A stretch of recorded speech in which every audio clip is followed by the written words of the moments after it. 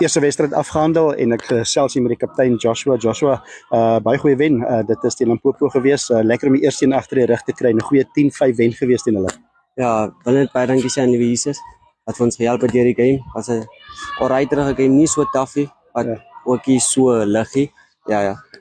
En julle speel nou ander land se spanne, kan jy verskil agtergekom het in die manier wat hulle speel ook nou die Limpopo span? Ja.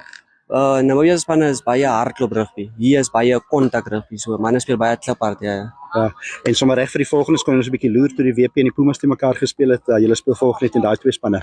Ja, ons kon so 'n bietjie gesien het. Ons moet gereed wees vir hulle. Dis 'n baie tawe game, hulle twee, ja.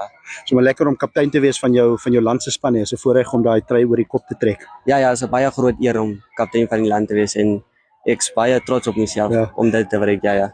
Alipad van Stampriet nou Seun Woester, wel gedaan. Baie dankie.